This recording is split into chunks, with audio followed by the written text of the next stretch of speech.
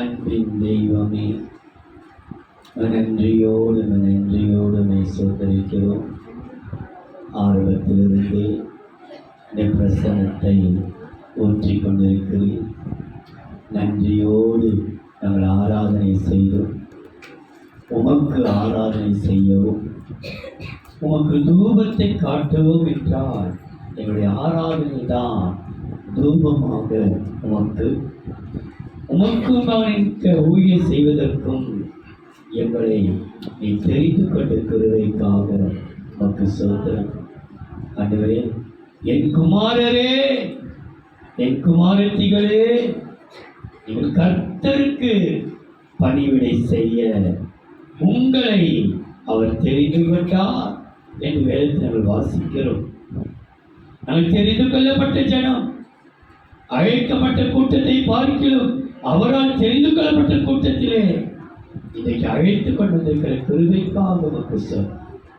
இந்த வசனத்தை கொண்டு எங்களோட பேச ஆழமான சத்தியத்தை வெளிப்படுத்திட்டாங்க. என் நாவை அக்கினிமயமான நாவை மாற்றுக. மாம்சத்தில் பேசிவிடக்கூடாது, மாம்சம் வெளிப்படக்கூடாது. ஆண்டவரே, என் கொடுத்த வார்த்தை வெளிப்பட என் கிருபை செய்யும். நீரே பேசு. நீ செய்தியை கேட்கக்கூடாதபடிக்கு சிந்தையை தடை பண்ணுகிற தூக்க மயக்கங்கள், சிந்தையை கெடுக்கிற எல்லா அந்தகார சக்தியின் கிரியைகளை ஆரம்பத்திலே கட்டி சமைக்கிறோம். ஆவியானவர் பிள்ளையோடு உலாவி வருவீராக, நீ பேசுவீராக. இயேசுவின் நாமத்தில் பிதாவே, ஆம். திரும்ப ஒரு விசை வாசிக்க கேட்கலாம். என் குமாரரே, என் குமாரரே, இப்பொழுது அசதியாய் இராதேயுங்கள், இப்பொழுது அசதியாய் இராதேயுங்கள். நீங்கள் கர்த்தருக்கு பணிவிடை செய்யும்படி, கர்த்தருக்கு, யாருக்கு? கர்த்தருக்கு பணிவிடை செய்யும்படிக்கு அவருக்கு முன்பாக நிற்கவும், அவருக்கு நிற்க, அவருக்கு பணிவிடை செய்யவும், அவருக்கு ஊழியம் செய்கிறவர்களும் தூபம் காட்டுகிறவர்களுமாய் இருக்கவும் உங்களை அவர் தெரிந்து கொண்டார் என்றான். உங்களை அவர் தெரிந்து கொண்டார். இன்றைக்கு ஞானஸ்தானம் எடுக்க போகிற உங்களை தேவன் தெரிந்தெடுத்து அவருக்கு முன்பாக நிற்க, அவருக்கு பணிவிடை செய்ய, அவருக்கு தூபம் காட்ட. தூபம் என்றால் இந்த ஆராதனையும் ஜெபங்களையும் தான் தூபம் போல பரலோகத்தை எட்டுகிறது என்று சொல்லப்பட்டிருக்கிறது. பரிசுத்தவான்களுடைய ஜெபங்கள் அவருக்கு எப்படி போகிறதா? தூபம் போல. நம்ம சாம்பிராணி போட்டு தூபம் காட்டுகிறது அல்ல. நம்ம தேவனுக்கு முன்பாக தூபம் காட்டுகிறோம் என்றால் என்ன அர்த்தம் என்றால், நம்முடைய ஜெப தூபம், ஜெபத்தை கையை எடுத்து ஆண்டவரை ஆராதிக்கிற அந்த ஜெப தூபம் என்று போடப்பட்டிருக்கிறது. எனக்கு அந்த வசனத்தை சொல்லிவிடுகிறேன். அந்த தூபத்தை எது சுட்டி காட்டுகிறனால் நம்முடைய ஜெபம். வெளிப்படுத்தல் விசேஷம் பாருங்கள். நான் நினைக்கிறேன் வெளிப்படுத்தல் 8ஆம் அதிகாரம் 3-4 பாருங்கள். வேறொரு தூதரும், வாசிப்பா. வெளிப்படுத்தல் 8ஆம் அதிகாரம் 3-4. வேறொரு தூதரும் வந்து தூபம் காட்டும் பொற்கலசத்தை பிடித்து, எதை பிடிக்கிறாரா? தூபம் காட்டும் பொற்கலசத்தை பிடித்து பலிபீடத்தின் படியிலே நின்றான். சிங்காசனத்திற்கு முன்பாக இருந்த பொற்பீடத்தின் மேல் சகல பரிசுத்தவான்களுடைய ஜெபங்களோடும், பரிசுத்தவான்களுடைய ஜெபங்களோடும் செலுத்தும்படி மிகுந்த தூப வர்க்கம் அவனுக்கு கொடுக்கப்பட்டது. ஜெபந்தா புகையை போல மிகுந்த தூபம் கொடுக்கப்பட்டது. அப்படியே பரிசுத்தவான்களுடைய ஜெபங்களோடும் செலுத்தப்பட்ட தூப வர்க்கத்தின் புகையானது தூதனுடைய கையில் இருந்து தேவனுக்கு முன்பாக எழும்பிற்று. எங்க எழும்பிற்றா? அப்போ ஜெபமும் ஆராதனையும் தான் தூபம். நம்ம தூபம் பண்ணா பாசோட சொல்லிட்டாரு, தூபம் பண்ணா புகைப்படம் சொல்லிட்டாரு, சாம்பிராணி போட சொல்லிட்டாரு. அவருக்குள் நான் இருக்க எதற்கென்றால் நம்முடைய ஆண்டவருக்கு துதிகளையும் ஜெபங்களையும் ஏறெடுப்பதைத்தான் தூபம் என்று போடப்பட்டிருக்கிறது. ஆகையினாலே நாம் தேவனால் தெரிந்து கொள்ளப்பட்ட குமாரரும் குமாரத்திகள். இந்த பணிவிடை ஊழியம் என்று சொல்லும் பொழுது 2 நாளாகமும் 13ஆம் அதிகாரம் 10ஆம் வசனத்தை வாசிக்கலாம். எங்களுக்கோ கவனியுங்கள், 2 நாளாகமும் 13ஆம் அதிகாரம் 10ஆம் வசனம். எங்களுக்கோ கர்த்தரே தேவன். எங்களுக்கோ யார் தேவன்? கர்த்தரே. அவரை தவிர வேற யார்? கர்த்தரையும் என்றல்ல, கர்த்தரே. எங்களுக்கோ எருசலேம் ஜெப சபைக்கோ கர்த்தரே தேவன். நாங்கள் அவரை விட்டு விலகவில்லை, நாங்கள் அவரை விட்டு விலகவே இல்லை. கர்த்தருக்கு ஊழியம் செய்கிற ஆசாரியர்கள் ஆரோனின் குமாரரும் பணிவிடை செய்கிறவர்கள் லேவியருமாமே. நாம் எல்லாரும் ஆரோனின் கோத்திரமும் லேவி கோத்திரமும் பணிவிடை செய்கிறவர்கள் ஆசாரியர்களும் லேவியர்களும். தேவன் நம்மை ஆசாரியர்களும் லேவியர்களும் ராஜாக்களும் ஆக்கியிருக்கிறார். ஆகினாலே இன்னைக்கு ஞானஸ்தானம் இருக்கிற பிள்ளைகளுக்கு உற்சாகப்படுத்த நான் சொல்லுகிறேன். நீங்கள் கர்த்தருக்கு பணிவிடை செய்யத்தான் இன்றைக்கு இந்த ஆலயத்துக்கு வந்திருக்கிறீர்கள். நீ முதல் பணிவிடை எது தெரியுமா? நீ ஞானஸ்தானம் செய்யும் போது, ஞானஸ்தானம் எடுப்பதே கர்த்தருக்கு என்ன செய்கிறது? நீ பணிவிடை. நீ ஞானஸ்தானம் எடுக்கும் போது நீ தனியா எடுக்கல, இயேசுவோடு கூட எடுக்கிறார். அவர் நீ வாசித்து பார். லூக்கா எழுதின சுவிசேஷம் 3ஆம் அதிகாரம் 21ஆம் வசனம். ஜனங்கள் எல்லாரும் லூக்கா 3ஆம் அதிகாரம் 21ஆம் வசனம். ஜனங்கள் எல்லாரும் ஞானஸ்தானம் பெற்றபோது ஞானஸ்தானம் பெற்ற பொழுது இயேசுவும் ஞானஸ்தானம் பெற்று ஜெபம் பண்ணுகையில், கவனிங்கள், அவரும் ஜனங்களோடு கூட அவர் என்ன செய்கிறாரா? ஞானஸ்தானம் பெறுகிறார். அப்ப நீங்க தொட்டிக்குள்ள இருக்கும் பொழுது உங்களோடு இயேசு இறங்கி வருகிறார். நம்புறீங்களா? காணாமல் விசுவாசிக்கிறவர்கள் பாக்கியவான்கள். கண்டு விசுவாசி பார்க்கிலும் காணாமல் விசுவாசிக்கிறோம். இயேசு நம்ம ஜனங்கள் எல்லாரும் ஞானஸ்தானம் எடுக்கும் போது இயேசுவும் ஞானஸ்தானம். அப்ப இன்னைக்கு பிள்ளைகள் ஞானஸ்தானம் எடுக்கும் பொழுது இயேசு உங்களோடு கூட தனியில இருக்கிறார். உங்களோடு அவர் கூட வர செய்கிறார். அதனாலே இனி நீங்கள் தனியா இருப்பதில்லை. நீங்க போகும்போது கற்றவங்களோடவே வருவார். நீ ஜனங்கள் ஞானஸ்தானம் எடுக்கும்போது இயேசு எடுப்பாருனால் நீ நடக்கும்போது நடக்க மாட்டாரா? உன்னோட வரும்போது அவர் வர மாட்டாரா? என் குமாரரே, இது உங்களுக்கு ஒரு பணிவிடையை உங்களுக்கு காட்டுகிறது. நீங்கள் இந்த பணிவிடை ஊழியத்தை எப்படி ஆரம்பிக்கிறது? என் குமாரரே, இந்த பணிவிடை செய்ய அவர் உங்களை தெரிந்து கொள்வார். இந்த பணிவிடையை எங்கே செய்ய வேண்டும், எதற்காக செய்ய வேண்டும், ஏன் செய்ய வேண்டும், அந்த பணிவிடை செய்கிறதினாலே நமக்கு கிடைக்கிற நன்மையை சுருக்கமாக சொல்லி நான் முடிக்கிறேன்.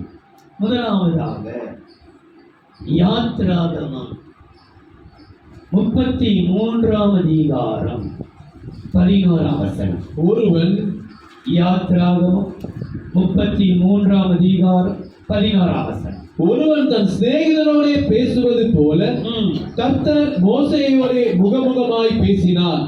பின்பு அவன் பாளையத்துக்கு திரும்பினான். நூனின் குமாரனாகிய யோசுவா என்னும் அவனுடைய பணிவிடைக்காரனாகிய வாலிபன் அல்லது வாலிபன் பெண்,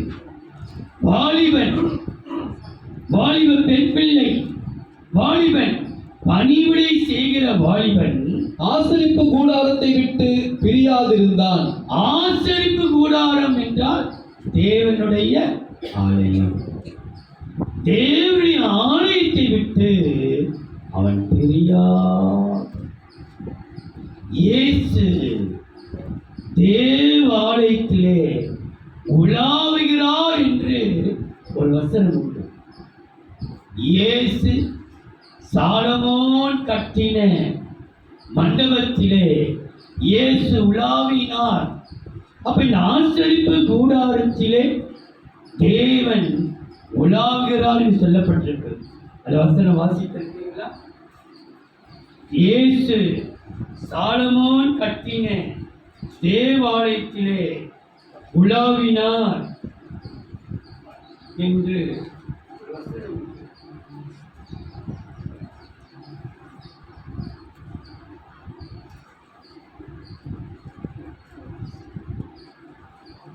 யோவானது சுவிசேஷம் 10ஆம் அதிகாரம் 22ஆம் வசனம். பின்பு எருசலேமில் தேவாலயத்தில் பிரதிஷ்டை பண்டிகை வந்தது.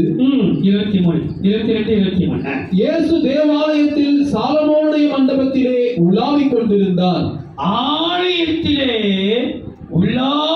இதெல்லாம் வசனம் வாசிக்கிறது எழுதவே இல்லை.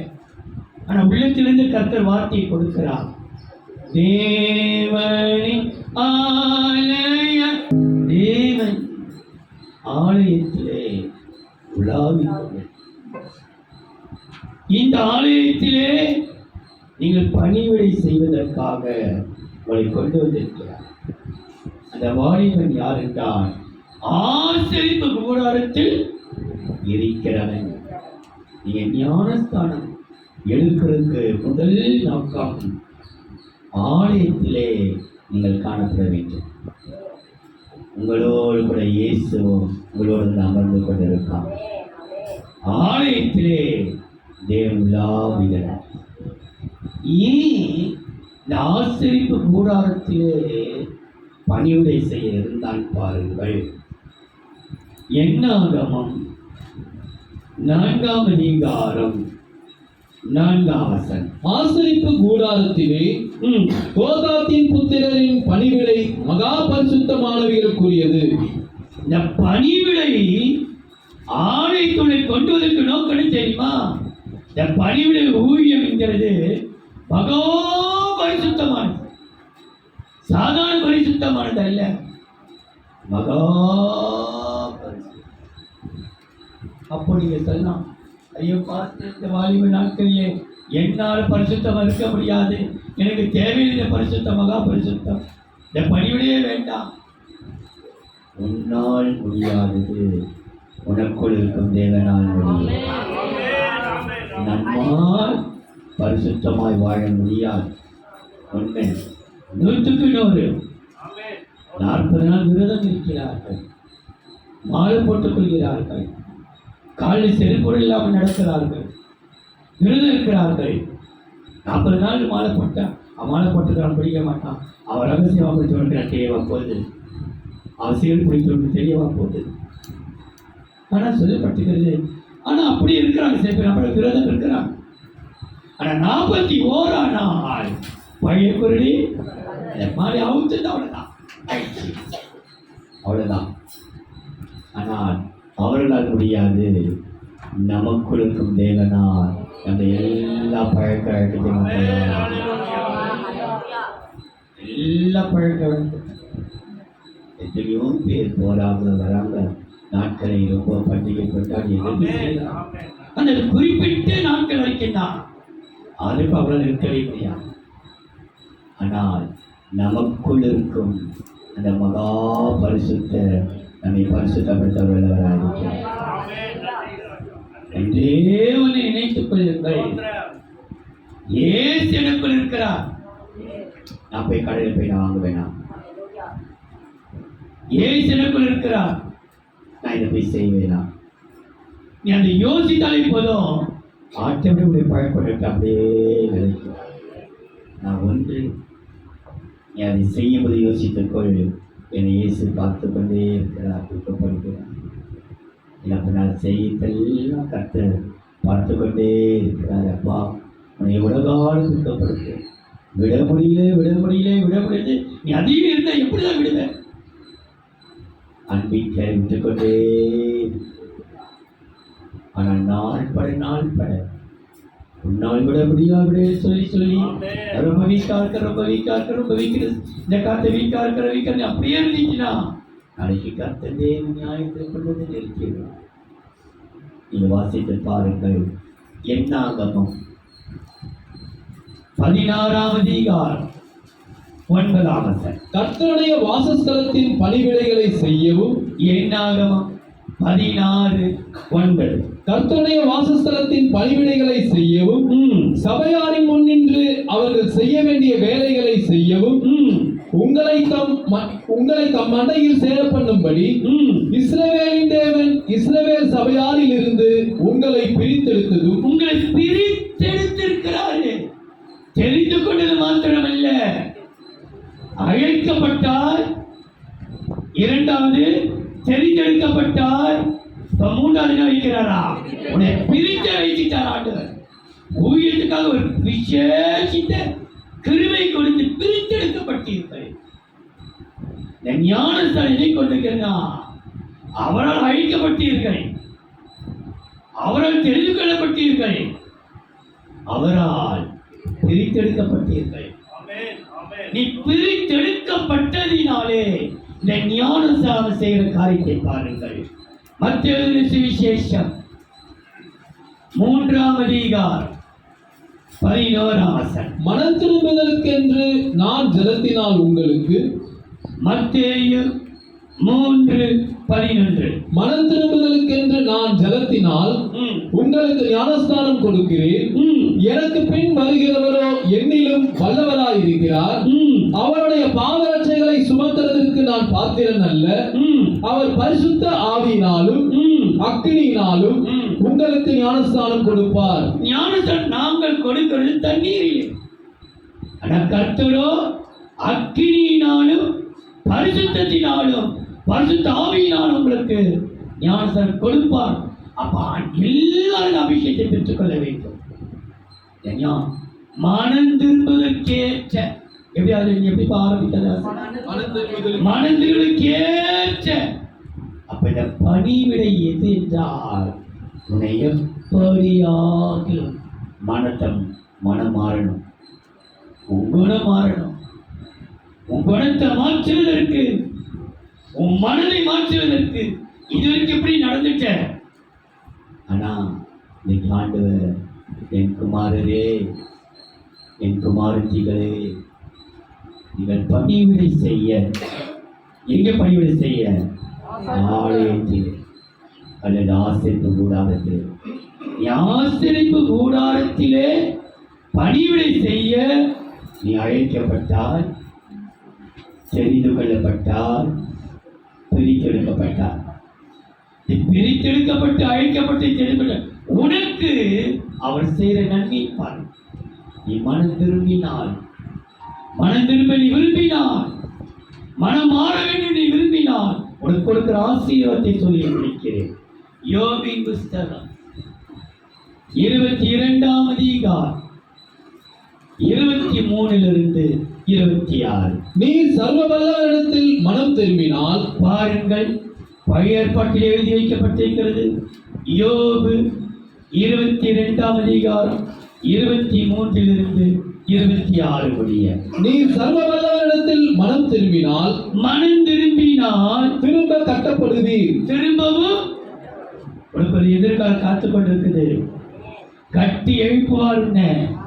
உன் ஜனங்கள் எல்லாருக்கும் ஆச்சரியப்படுகிற அளவுக்கு இன்றைக்கு நீ மனம் திரும்பினால் கட்டி எழுப்புவார். அக்கிரமத்தை உமது கூடாரத்துக்கு தூரமாக்குவீர். அக்கிரமே காணப்பட உன்னில் அல்ல, உன் குடும்பத்திலே காணப்பட விட மாட்டார். அக்கிரமத்தை குணத்தை தூரப்படுத்துவீர். அப்பொழுது தூளை போல் பொன்னையும். தூளை போல பொண்ணு எப்படி இருக்குமா? வீட்டுல தங்கம் தூளை போல எங்க கலக்கும். கொஞ்ச நாள் வீட்டிலலாம் சுற்றி குப்பையில் இருக்கிறோம். குப்பை போல அவ்வளவு நிறைஞ்சி.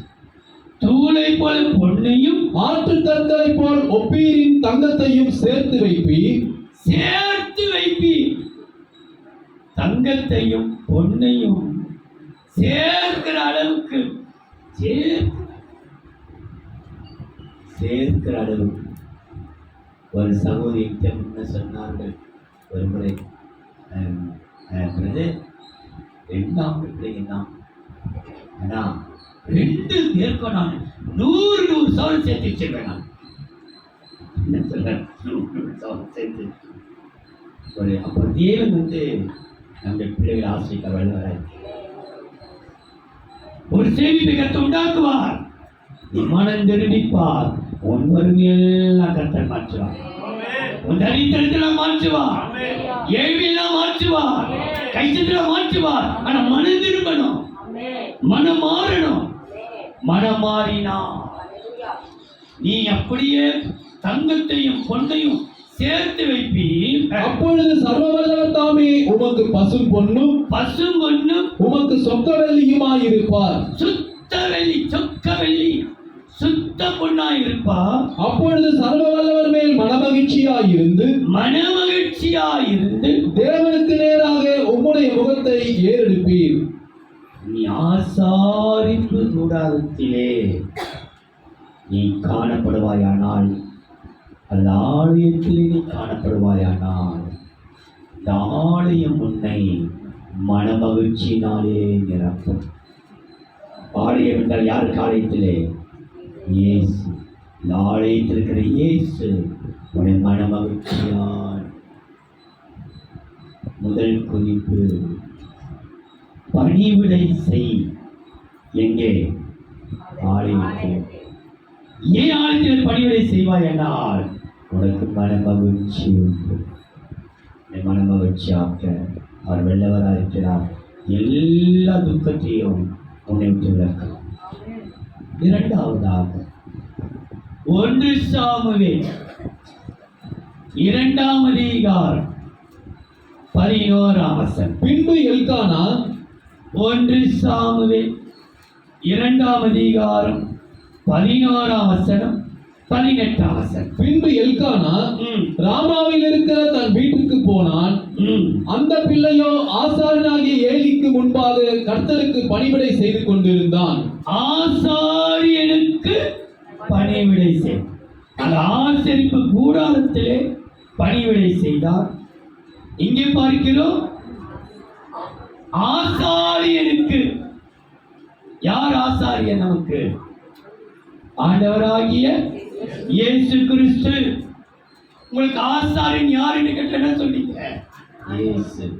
ஆண்டவர் தான் பிரதான ஆசாரியர். அவர் மகா பிரதான ஆசாரியர். 18ஆம் வசனம். சாமுவேல் என்னும் பிள்ளையாண்டான்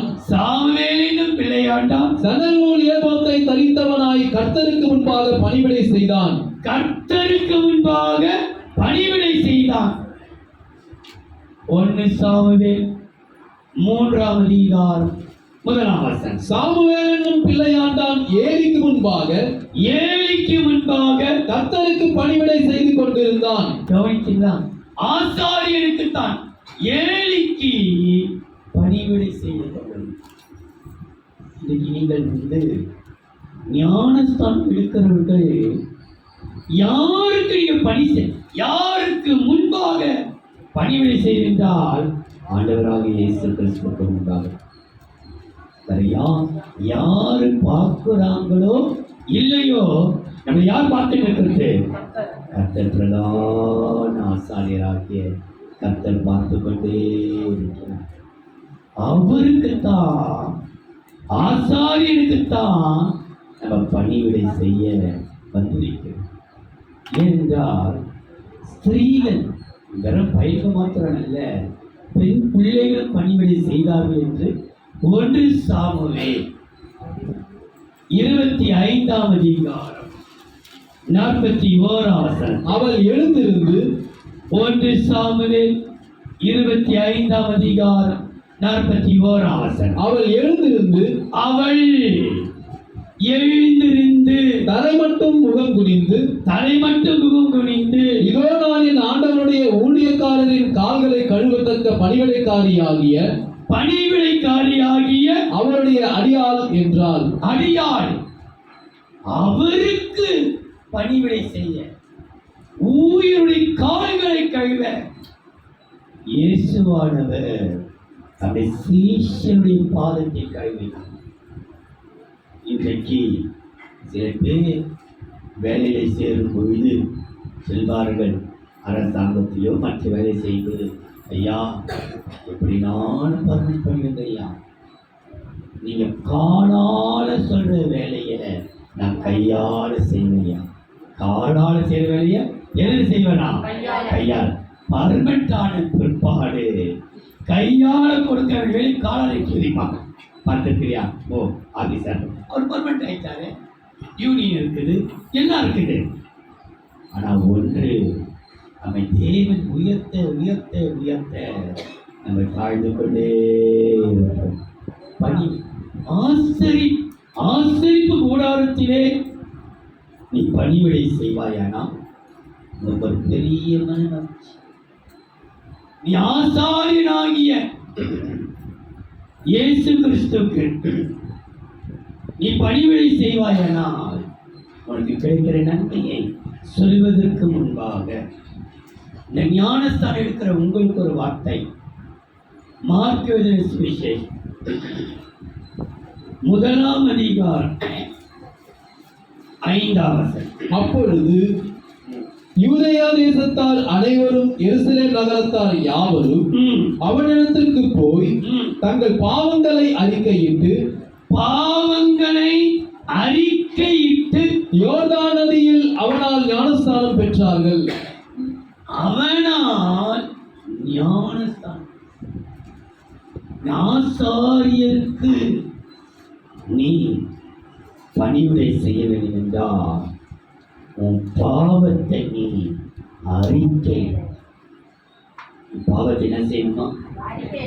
உள்ள வச்சுனே இருக்கக்கூடாது.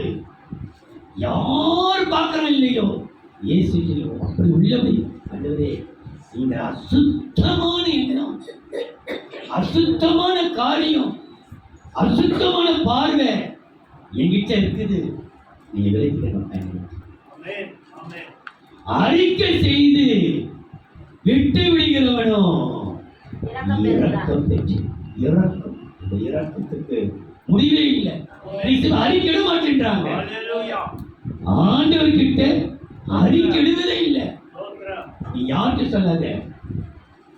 அன்னைக்கு யோசுவா கேட்கிறா ஆகானிடத்திலே, மகனே நீ என்ன செய்தார் பாவத்தை என்கிட்ட சொல்லு. அவனே சொல்றான், நான் இன்னபடி வெள்ளி பாத்திரம் எடுத்தேன், பாபிலோனிய சால்வை ஒன்று எடுத்தேன், ஒரு பாளையை ஒரு தங்க பாத்தா கட்டி எடுத்தேன், எல்லாவற்றையும் எடுத்து என் வீட்டுக்குள்ள இருக்கிற புதையில புதைச்சி வச்சிருக்கிறேன். பாவரிக்கை செய். இந்த ஒரு வசனத்தை கூட சில பேர் வந்து சாமியார் கிட்ட சொல்லலாம், அறிக்கையிடலாம், பாவரிக்கை சனிக்கிழமை சொல்லிட்டு ஞாயிற்றுக்கிழமை அப்போ எடுக்கலாம் ஒரு இந்த வசனத்தை காட்டுகிறார் சில. யோசுவா கிட்டேயே அந்த ஆகான் சொன்னானே, பாவரிக்கை செய்தானே, நம்ம கூட அறிக்கை செய்யலாம் அப்படி சொல்லி, என் மகனே என்ன செய்த? நம்ம வந்து யார் பாஸ்டர்கிட்டயோ பாதிரியார்கிட்டயோ சொல்லிட்டு அவசியம் இல்லை. ஆசாரியராகிய நம்முடைய பாவத்துக்கு பரிதவிக்கிற ஆசாரியர். வாசித்திருக்கீங்களே அந்த எபிரேயர் 4ஆம் அதிகாரம் 16வது.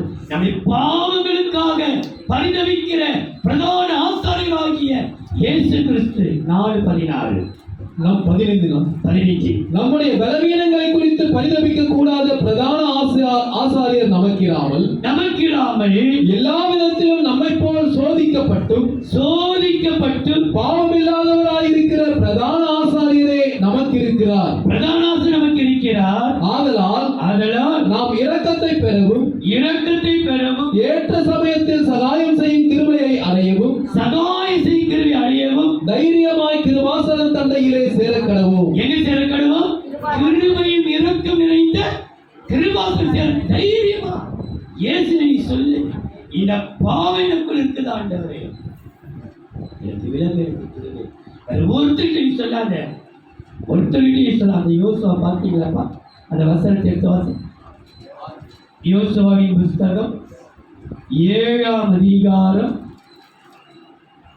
20ஆம் வசனம். 20-21. 19. வாசிப்போம். அப்பொழுது யோசுவா ம். ஆகானை நோக்கி, ம். மகனே, மகனே, நீ இப்பொழுது இஸ்ரவேலின் தேவனாகிய கர்த்தரை மகிமைப்படுத்து, மகிமைப்படுத்து, அவருக்கு முன்பாக அறிக்கை பண்ணி, அவருக்கு பகத்தான் அறிக்கை பண்ணி, நீ செய்ததை எனக்கு சொல்லு, நீ செய்தது எனக்கு சொல்லு, அதை எனக்கு ஒலிக்காதே என்றான். ஒழிக்காதே. அவன் ஆரம்பிக்கிற வார்த்தை என் மகனே எடுத்து சொல்லுப்பா, நீ மறைக்காதே, ஒழிக்காதே, நீ மறைச்சிடாத. அந்த அன்பினால் நிறையப்பட்டு சொல்லும் பொழுது அவன் எல்லாத்தையும் சொல்லிட்டான். நான் இப்படி எடுத்தேன், 200 பால் எடுத்தேன், எல்லாத்தையும் எடுத்து எதுக்கு சொல்லுனா, மனுஷனுக்கு நீ சொல்ல வேண்டிய அவசியம் இல்லை. பாவலிக்க யார்கிட்ட சொல்லணுமா? அவருக்கு முன்பாக நீ சொல்ல.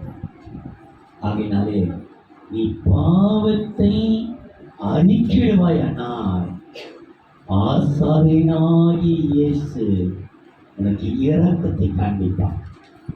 இரக்கம் செய். ஒருவன் பாவங்களை மறைக்கிறவன் வாழ்வடைய மாட்டான். அவைகளை அறிக்கை செய்து விட்டுவிடுகிறவனோ எதை பெறுவான்? நீதிமொழிகள் 28:13 வீட்டில் வாசித்துப்பார். அப்போ ஆசாரியனுக்கு பணிவிடை செய்கிற உனக்கு இரக்கம் செய். ஆலயத்திலே, அது ஆசிரியப்பு கூடாரத்திலே பணிவிடை செய்கிற உனக்கு மனமகிழ்ச்சி. ஆசாரியனுக்கு பணிவிடை செய்கிற உனக்கு இரக்கம் செய். நீ எங்கெல்லாம் போய் நிற்கிறியோ, ஒரு அடங்க உன்னை பார்த்தாலுமே கொந்தளிக்கிறாள். நீ போய் நிற்கும் போதே அப்படியே அடங்கி விடுவார்கள். காரணம் உனக்கு இரக்கம் போய் கொண்டிருக்கிறது. இரக்கம் போய் கொண்டிருக்கிறது. இரக்கம் பெரியது, அன்பு பெரியது, தயவு பெரியது, கிருபை பெரியது. இரக்கம் முன்னே போய் கொண்டிருக்கிறது.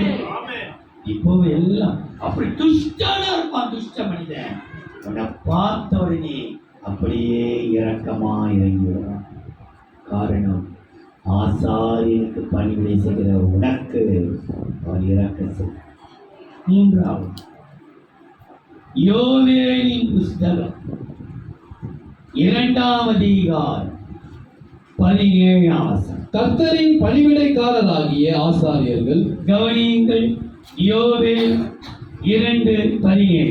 கர்த்தரின் பணிவிடைக்காரராகிய ஆசாரியர்கள் மண்டபத்துக்கும் பலிபீடத்துக்கும் நடுவே அழுது கர்த்தாவே, கர்த்தாவே, நீர் உமது ஜனத்தை தப்பவிட்டு புறஜாதிகள் அவர்களை பழிக்கும் நிந்தைக்கும் உமது சுதந்திரத்தை ஒப்புக்கொள்ளாதிரும். கவனியுங்கள். பணிவிடைக்காரரே, ஞானஸ்நானம் எடுத்தவர்களே, எடுக்கப்பட்ட யார் என்றால் கர்த்தருக்கு அழுகிறவர்கள். ஆத்துமாக்களுக்காக ஐயோ நிந்தையா இருக்கிறார்களே, உங்களுடைய ஜனம் நிந்திக்கப்படுகிறதே ஆண்டவரே, அழுகிறவர்கள், ஒரு ஆத்தும பாரம் உள்ளவர்கள். பணிவிடை செய்யும் ஒரு ஆத்தும பாரம். இவ்வளோ கஷ்டப்படுறாங்களே, இவ்வளோ வேதனைப்படுறாங்களே, இவ்வளோ பண்றாங்களே. அந்த பாரம் சில வேளையில என்னை கேட்கறது சில பேர் பாஸ்டர் எல்லாத்துக்கும் போயிடுறார்கள், எங்க கூட்டாலும் போயிடுறார்கள், யாருக்கும் செய்திருந்தார்கள், யாருக்கும் அவருக்கு கல்யாணம் பண்ணிடுறாரு, சாவிட்டுறாரு, எதுவுமே பண்ணிடுறாரு. எனக்கு இது ஒரு ஒழுங்கில்லாமல் இருக்கிற சட்டத்திட்டம் இல்லாமல் உள்ளத்திலே ஒரு ஆத்தனபார், ஒரு அழுகை, ஒரு இலக்கம் கட்ட. அதான் சொல்றேன், எனக்கே இப்படி ஒரு இருக்கணும்னா எனக்கு ஆண்டவருக்கு எவ்வளவு இறக்கமா இருக்கு, எவ்வளவு இறக்கம், எவ்வளவு மனது இருக்கும். சரி, அதுதான் நான் சொல்றேன். 11ஆம் ராத்திரியில சில பேர் வழக்கமாகவே ஊரெல்லாம் அடங்கிச்சோட்டு இருப்போம். திருட கரு தட்டா மாதிரி தட்டி அது ஒவ்வொரு முறை இத்தனை தான் இந்த நேரத்தில் தான் வராங்க. அப்ப அவருக்கு நாங்கள் வருத்தி யாருக்கும் கேட்கக்கூடாது, ரகசியம் ஜபம் பண்ணி போயிடணும், வேற யாரும் பார்த்துருக்கூடாது. ஆனாலும் ஒரு பக்கம் உள்ளது நம்ம கேட்டுலாமா, மறுபக்கம் தேடி வராங்க. நான் தேடி போல, என்னை தேடி வராங்க. எவ்வளோ டயர்டாக இருந்தாலும் கீழே இறங்கி போயிட்டு கேட்பாங்க, சரி நீங்கள் வாங்க நீ வந்து செய். இன்னைக்கு அதிகமா சபை ஜன வீட்டுக்கு போறத பார்க்கிறோம். சபைக்கே வராத ஜனம் வீட்டு நிறைய போறேன். அது அடிக்கடி கூப்பிட்டு வழி கட்டாயம் ஒன்னே ஒண்ணு அந்த ஆத்ம பாரம். அப்போ இந்த பணிவிடை என்று சொல்லும்போது அழுது ஒரு ஆத்ம பாரத்தை கர்த்தர் நமக்கு கொடுக்கிறார். அதுக்குதான் அவனை ஞானத்தை எடுக்கிறார். நீ முதல்ல ரொம்ப வைராக்கியமா இருப்ப, ரொம்ப கல்லா இருப்ப, எதுக்குமே எதுக்கு செய்ய மாட்டேன். நீ ஞானத்தை எடுத்த பிற்பாடு உன் வைராக்கியம் எல்லாம் அப்படியே மாறும். அப்படியே ஒரு ஆத்ம பாரம். நீ அழுவார். உனக்கு அழுகின் கண்ணீரை உனக்கு ஆவி கற்ற கொடுத்துடுவார்.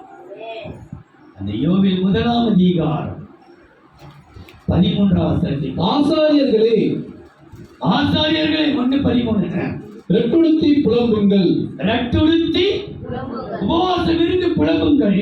பலிபீடத்தின் பலிபீடைக்காரரே, பலிபீடத்தில் நிற்கிறோம், அழுகையோடு நிற்கிறோம், புலம்பலோடு நிற்கிறோம். பலிபீடத்தின் பலிபீடைக்காரரே அலறுங்கள், என் தேவனுடைய தொண்டரே.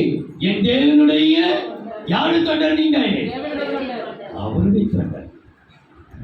நம்ம யாருடைய தேவனுடைய தொண்டர், கட்சி தொண்டர் அல்ல. நம்ம தேவனுடைய தொண்டர். யார் தொண்டர்ப்பா, யார் தொண்டருமா? ஈஸியாக கண்டுபிடிச்சிடலாம். ஆனால் நாமெல்லாம் தேவனுடைய தொண்டர்களே. நீங்கள் உள்ளே பிரவேசித்து ரட்டுடுத்தினவர்களாய் ராத்தங்குங்கள். அப்போ கர்த்தர் இந்த பணிவிடை செய்வதற்கு நோக்கம் என்னென்றால் கர்த்தரை நோக்கி நீ அழுவது ஒரு ஆத்தும பாரம். நமக்கு ஒரு ஆத்தும பாரம். நீ ஆசரிப்பு கூடாரத்துக்கு பணிவிடை செய்ய இந்த ஞானஸ்தானம், ஆசாரியனுக்கு பணிவிடை செய்ய இந்த ஞானஸ்தானம், ஆத்தும பாரம் கொள்வதற்கு தான். இதுவரைக்கும் நீ கவலையில அம்மா மேல அக்கறையே இல்லை உனக்கு, அப்பா மேல அக்கறையே இல்லை உனக்கு, குடும்ப மேல அக்கறையே இல்லை உனக்கு. அப்படி ஒரு பாடல், புது பாடல உசுரை கொடுத்து குடும்பமாய், எப்படியா நம்ம உசுரை கொடுத்து குடும்பமா ஆராதிக்க வேண்டியது. குடும்பம் எங்களை உசுரை கொடுத்திருக்கிறீர். உசுரை கொடுத்தது மாத்திரமல்ல, எங்களை குடும்பமா வச்சிருக்கிறாங்க. நம்ம குடும்பத்துல ஒருத்தருக்கு கஷ்டப்பு வேண்டாம், வைராக்கியம் வேண்டாம், எரிச்சல் வேண்டாம், கோபம் வேண்டாம், டென்ஷன் வேண்டாம். காலையில் கோபம் கொண்டாலும் மத்தியானத்துக்குள்ள கோபம் மாறிடணும். அப்படி எல்லாருக்கும் நம்ம மனசு ரொம்ப ஒரு ஆத்ம பாரம். நீ ஆத்ம பாரம் உருவாயானால் வேதம் சொல்கிறது ஆத்மர் எப்ப தெரியுமா உனக்கு வரும்?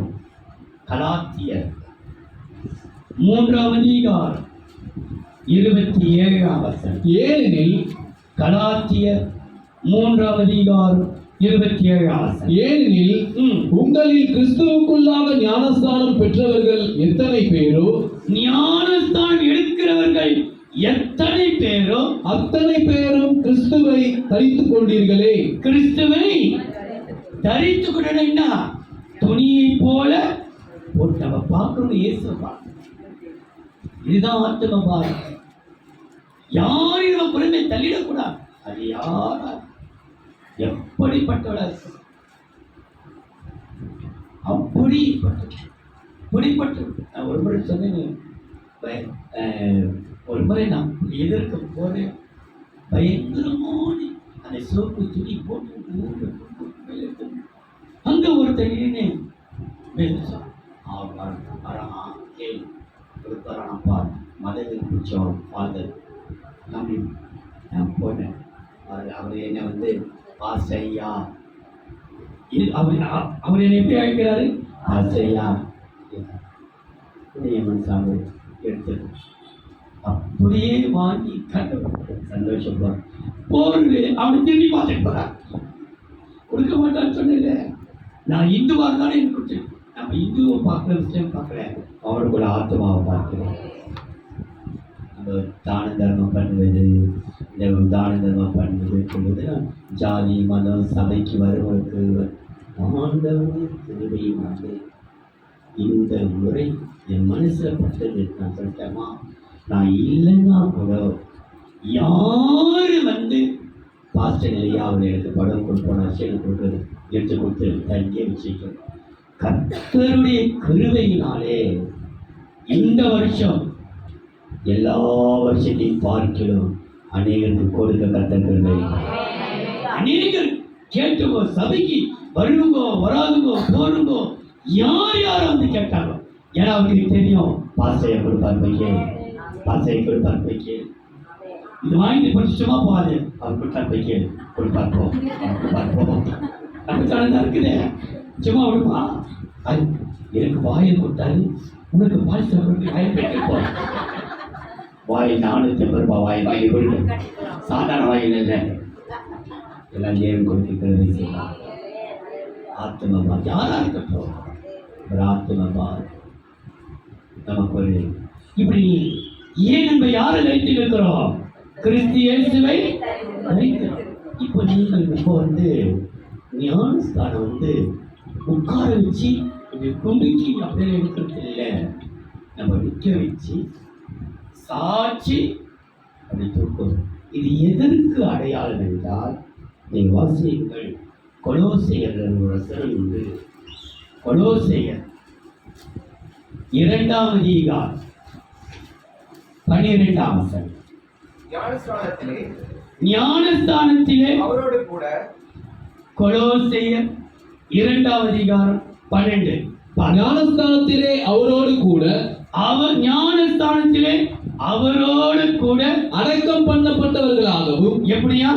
அப்ப அப்படி கீழே எப்படி தள்ளுறனா நீங்க என்ன பண்றீங்க? கீழே அடக்கம் பண்றவங்க அப்படியே அடக்கம் பண்ணப்பட்டவர்களாகவும் அதிலே அவரை மரித்தோரிலிருந்து எழுப்பின தேவனுடைய செயலின் மேலுள்ள விசுவாசத்தினாலே அவரோடு கூட எழுந்தவர்களாகவும் இருக்கிறீர்கள். அடக்கம் பண்ணப்பட்டு எழுந்தவர்களாயும் இருக்கிறீர்கள்.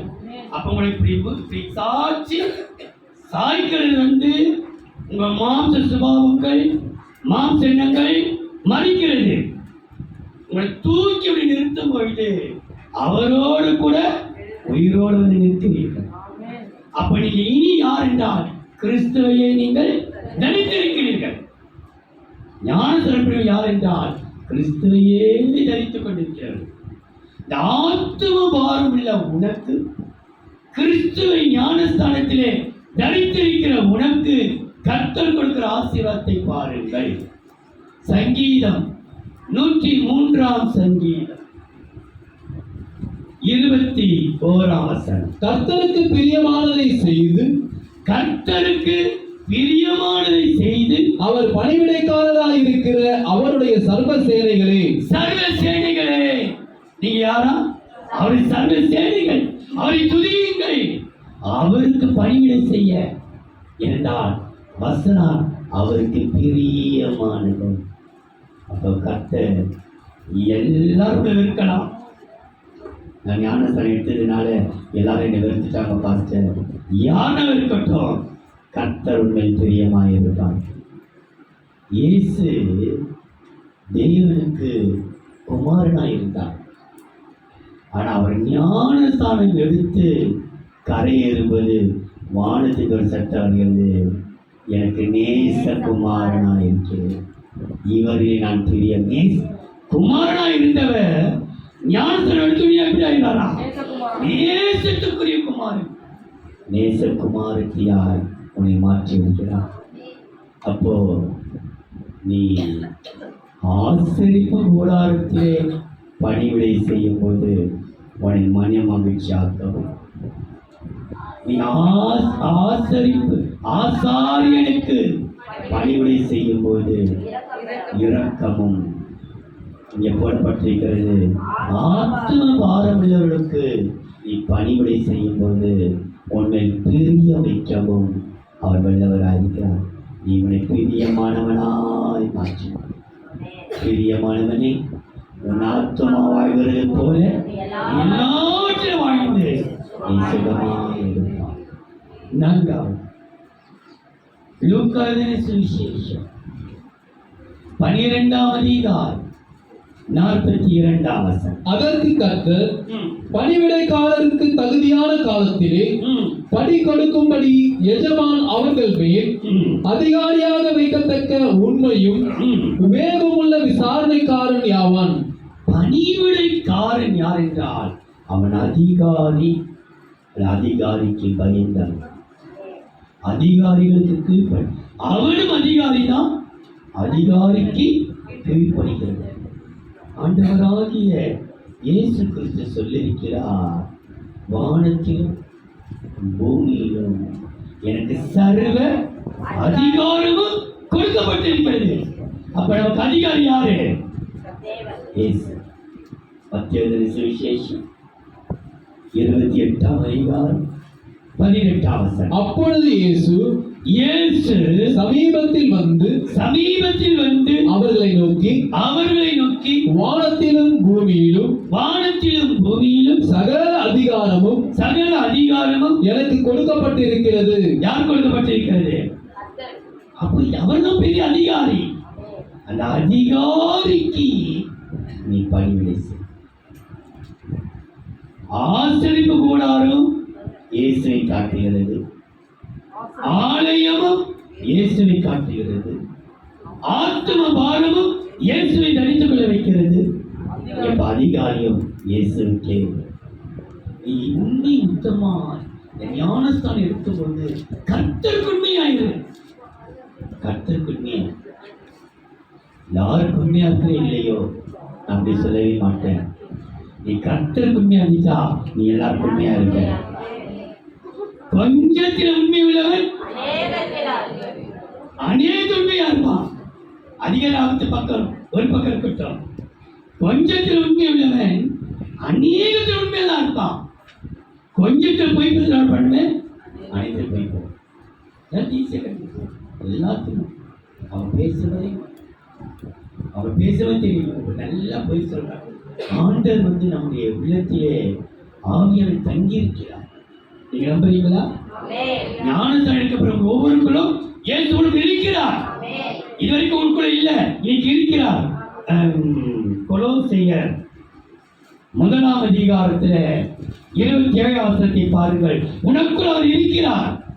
கொலோசையர் எந்த மனுஷனுக்குள்ளே, கொலோசையர் 1:27 புறஜாதிகளுக்குள்ளே விளங்கிய இந்த ரகசியத்தில் உள்ள மகிமையின் ஐஸ்வர்யம் என்னதென்று தேவன் தம்முடைய பரிசுத்தவான்களுக்கு தெரியப்படுத்த சித்தமானார். எந்த மனுஷனும் 28 எந்த மனுஷனையும் கிறிஸ்து இயேசுவுக்குள் தேறியவனாக நிறுத்தும்படிக்கு அவரையே நாங்கள் அறிவித்து எந்த மனுஷனுக்கும் புத்தி சொல்லி. 28 உங்களுக்கு இருக்கிற ரகசியம் புறஜாதிகளுக்குள்ளே விளங்கிய இந்த ரகசியத்தில் உள்ள மகிமையின் ஐஸ்வர்யம் இன்னதென்று தேவன் தம்முடைய பரிசுத்தவான்களுக்கு தெரியப்படுத்த சித்தமானார். கிறிஸ்துவானவர் மகிமையின் நம்பிக்கையாக உங்களுக்குள் இருப்பதே அந்த ரகசியம். யாருக்குமே தெரியாது. மகிமை உங்களுக்குள் இருப்பது ரகசியம். அவருக்கு தெரியாது. உனக்குள் இயேசு இருக்கிறாரா? இருக்கிறாரு. எனக்குள் இருக்கிறார். உங்களுக்குள் மகிமையா இருப்பது ஒரு ரகசியம். வேற யாருக்கும் தெரியாது. இது அவனுக்குள் இயேசு இருக்கிறார். சொல்வார் அவன் தான், இவன் தான் என் ஜனத்தை ஆளுவான். சாமுவேல் கேட்கிறாரு, யாருப்பா யார் வர பரிச்சல்ல? இவனே என் ஜனத்தை ஆளுவான், இவனை அபிஷேகம் பெற பேசுவான். நமக்குள்ளே தேவன் இருந்து கொண்டே இருக்கிறார். நீ நினைக்காத. ஞானஸ்தானம் பெற்ற பிள்ளைகளுக்குள்ளே எப்போது ஒரு விளக்கு எரிந்து கொண்டே இருக்கும். அது சொல்லும், நீ செய்த தப்பு, நீ போவாத, செய்யாத. அதே மீறி நம்ம என்ன செய்யறோம்? நான் அடிக்கடி பிள்ளைகளுக்கு நான் சொல்லுவேன், இல்லை வேணாமா, கேட்டடி, இது ரொம்ப நல்லா, சரி நான் மாணவன் என்ன என்ன சொல்ற, ரொம்ப நன்றிமா. அதுக்கப்புறம் வாங்கினது அப்பவே சொன்னான், டாடி வாடான்ட்டு.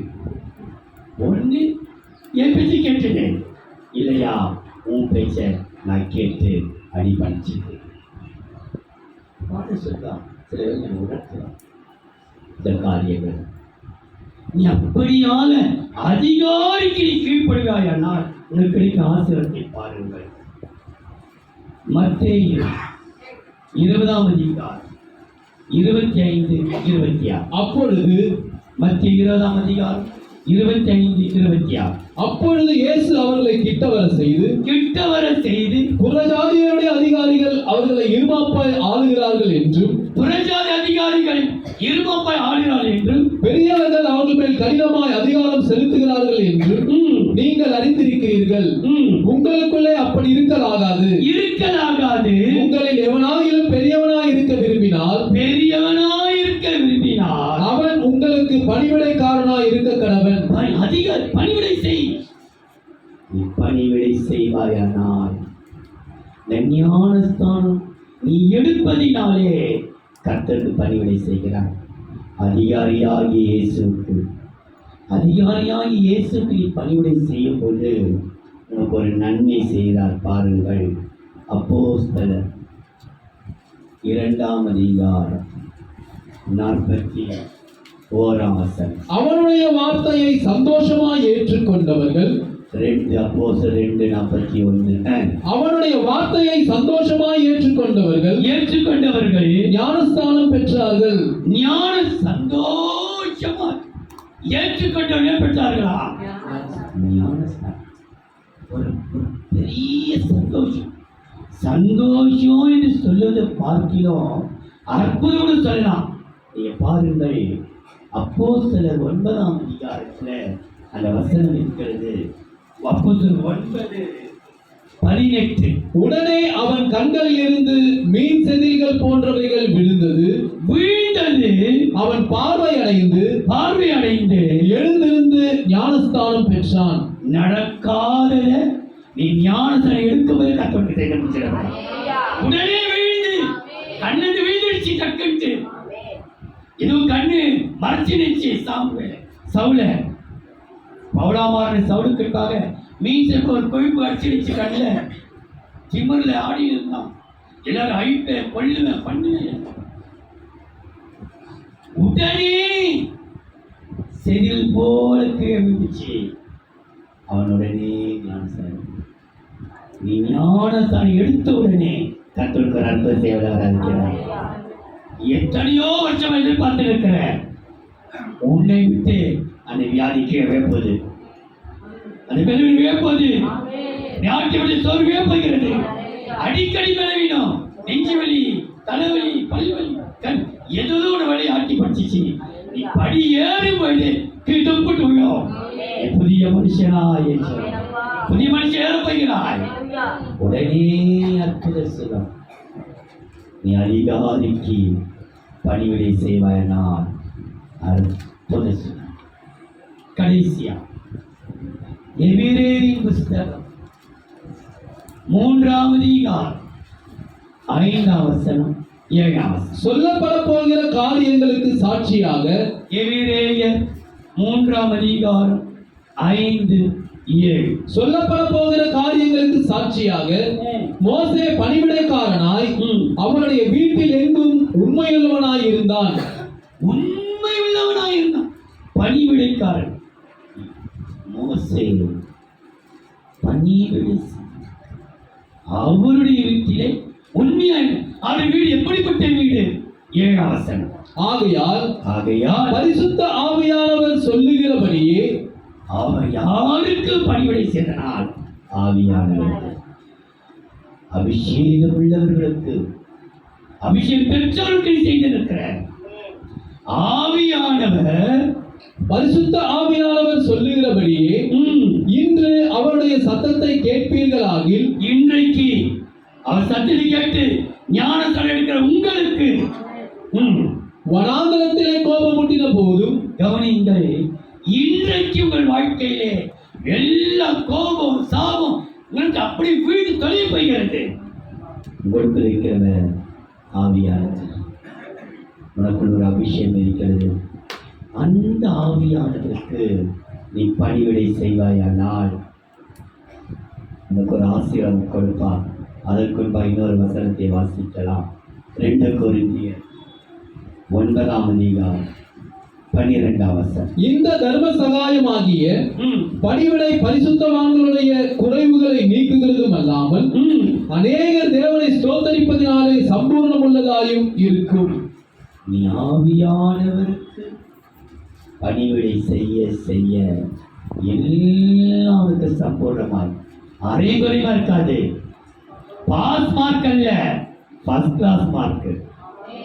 அரைகுறையும் அல்ல, சம்பூர்ணம் உனக்கு எல்லாமே. இந்த ஆவியானவருக்கு நீ பணிவிடை செய்வாயானால் இந்த ஞானஸ்தானத்தை குறித்து சொல்கிறீங்க பாருங்கள். அப்போஸ்தலர்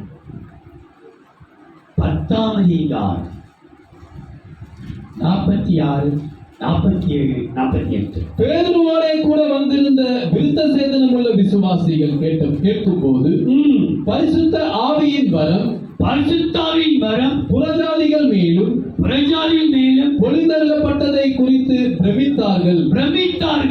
அப்பொழுது பேதுரு, நம்மை போல பரிசுத்த ஆவியை பெற்ற இவர்களும் ஞானஸ்தானம் பெறாதபடிக்கு எவனாயிலும் தண்ணீரை விலக்கலாமா என்று சொல்லி கர்த்தருடைய நாமத்தினாலே அவர்களுக்கு ஞானஸ்தானம் கொடுக்கும்படி கட்டளையிட்டான். நீங்க ஞானஸ்தானம் பெறும் பொழுது ஆவியானவரே உனக்குள் வாசமாயிருப்பார். நீ விரும்புறியோ விரும்பலையோ அவர் உனக்குள்ள போய் நடத்துவார். நீ ஈஸியா கண்டுபிடிப்ப. இன்றையிலிருந்து நீ போகும்போது ஒரு சத்தம் காதல் தோணிச்சுனே இருக்கும். இப்படி நட, இதை செய், இது பண்ணு, இதை பண்ணாத, இங்க போகாத. ஏன் தெரியுமா? அது வெறும் நம்ம பாவத்தை மாத்திரம் இல்லை. இந்த ஞானஸ்தானம் 1 பேதுரு 3ஆம் அதிகாரம் 21ஆம் வசனம். அதற்கு ஒப்பனையான ஞானஸ்தானமானது 1 பேதுரு 3:21. அதற்கு ஒப்பனையான ஞானஸ்தானமானது மாம்ச அழுக்கை நீக்குதலாயிராமல், மாம்ச அழுக்கு தண்ணீர பண்ணும், மாம்ச அழுக்கு பொறுத்து நீக்குதலாயிராமல், தேவனை பற்றும் நல்மனசாட்சியின் உடன்படிக்கையாயிருந்து இப்பொழுது நம்மையும் இயேசு கிறிஸ்துவினுடைய உயிர்த்தெழுதலினால் ரட்சிக்கிறது. கவனியுங்கள், இந்த ஆவியானவருக்கு மனசாட்சி இல்லாம இருக்கிறான் பாஸ்டர். மனசாட்சி இல்லாம பேசுறியே, உனக்கு கொஞ்சம் கூட மனசாட்சி இல்லையா? அவனுக்கு செத்து போய் கிடக்குது. நமக்குள் மனசாட்சி இருக்குது. ஏன் தெரியுமா? நம்ம ஞானஸ்தானம் பெற்றவர்கள், அவரோட உடன்படிக்கை பண்ணினவர்கள், நமக்கு நல் மனசாட்சி இருக்கிறது. ஆகையினாலே ஆவியானவருக்கு பணிவிடை செய்கிற உனக்கு சம்பூரணத்தை தரும், சம்பூர்ண நன்மை. நமக்கு நல் மனசாட்சி கொடுத்தோம், மனசாட்சி பேசும். ஐயோ, பைபிள் தூக்கலையே, நீ செய்யலாமா? நான் பைபிள் எடுக்கலையே. மனசாட்சி கொடுத்தது, மனசாட்சி பேசுது. நான் சபைக்கு போகிறது இல்லை, மனசாட்சி திரும்பி எடுக்கிறது இல்லை, மனசாட்சி கொடுத்தது. நான் தேவ பிள்ளையே, நீ தேவத்திலே வந்து இருக்கும்போது அந்த மனசாட்சி உன்னோடு பேசும். உன்னை முழுவதுமா பாவத்தை விளக்கும். அவரோடு உடன்படிக்கைப்பட அன்பின் தெய்வமே, மனன்றியோடு மைசோத்தரிக்கிறோம். இயேசுவே, எல்லார் மீது கரம் வைத்து ஜெபிக்க முடியாத ஒரு சூழ்நிலைகள். இரவு நாங்கள் ஜெபிக்க போகிறோம் தனித்தனியாய் ஒவ்வொருக்கும். இப்போது ஆவியானவரே, என் குமாரரே, என் குமாரத்திகளே, நீ கர்த்தருக்கு பணிவிடை செய்ய அவர் உன்னை தெரிந்து கொண்டார், உன்னை அழைத்துக் கொண்டார், உன்னை பிரித்தெடுத்திருக்கிறார், உன்னை நிர்வகித்திருக்கிறார்.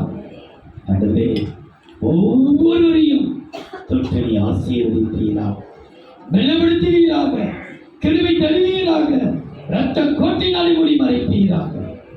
அவர் அவருக்கு விநாசத்தை கொடுத்து அனுப்புக. இரவு நேரத்தோடு வருவதற்கு குடும்பத்தில் எந்த ஒரு பிரச்சனைகளோ, குழப்பங்களோ, சரீர உபாதைகளோ, சரீர பாடுகளோ ஒன்று வராதபடிக்கு விடுதலையோடு புது வருஷத்தை காண வீழ்த்திருந்து நேரத்தை காணப்பட பிள்ளைகளை அழைத்து கொண்டு வா. ஞானசம் எடுக்கிற ஒவ்வொரு பிள்ளைகளையும் சிறு கருத்தில் ஒப்படைக்கிறோம். நீ பொருட்படுத்திக் கொள்ளுங்க. ஆசீர்வதி. இயேசுவின் நாமத்தில் பிதாவே.